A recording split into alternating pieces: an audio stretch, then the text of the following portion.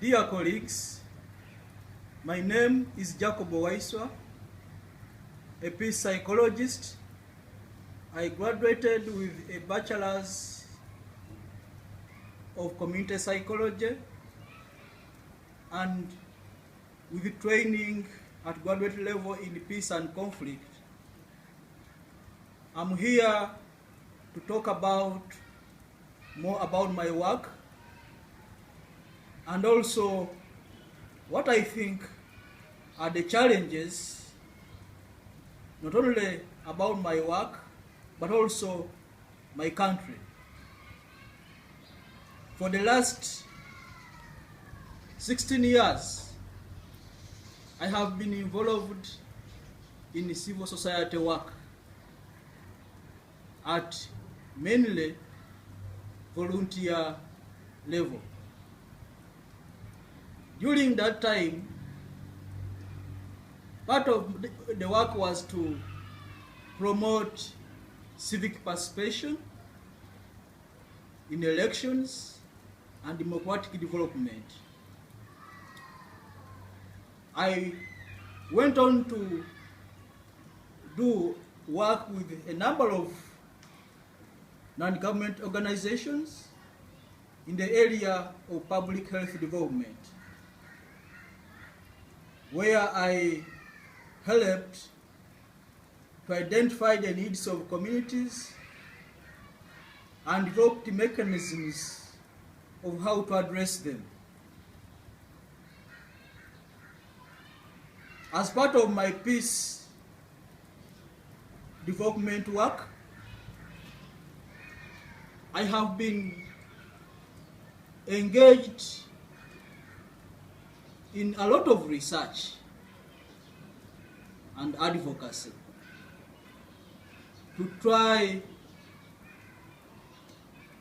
and transform lives that are endangered by violence using psychological models. The same models help identify the root causes and what other model probably and framework that can be adopted to develop remedies and solutions towards achieving peace in the areas afflicted by violence. What are the problems, the biggest of all, that I think and I hold strongly about my country?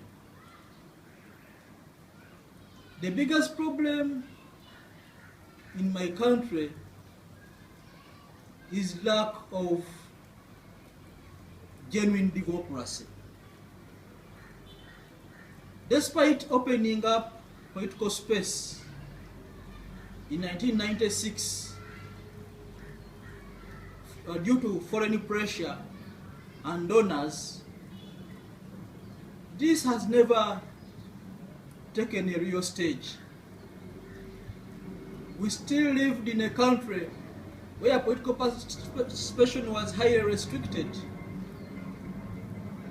where citizens had no right to choose freely the leaders of their choice.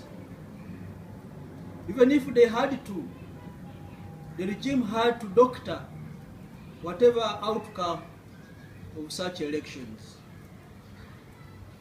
It can be observed, just like elsewhere in Africa, that long stayers in power have a time in that period of power when they are running affairs of the state, when they can no longer deliver at their best. This is a natural moment when such leaders no longer have the ideas to take the country forward. And it is usually around this time that new leaders have to be nurtured to take over that country and reinvigorate its progress. It is unfortunate that even when we are at this stage, when we can no longer see anything new from such regimes, nothing seems to happen. The people have been nurtured to think that there is no alternative, that there is only one alternative, who is the leader currently in power. But now this is a mental construct that has nationally demoralized any ambition from Ugandans to participate in the political developments of their country. It's a big problem as for now, because when the current regime, either by any means, leaves power, there is a lot of uncertainty in sight, because nobody will have confidence in anyone else being able to fill the vacuum. And very many other experiences have shown that where a regime lasts longer than necessary in power, the social and political goods no longer mean anything, no longer even manifest to the citizens. We begin seeing lots of corruption, lots of bribery, and more cases of unemployment. At the moment, the country has 83% of its youth unemployed, which is a terrible situation and a big concern for security. When you're looking at security, we don't need to look at security in terms of the actual violence, but also we need to look at security in terms of, the conditions that can trigger this kind of violence.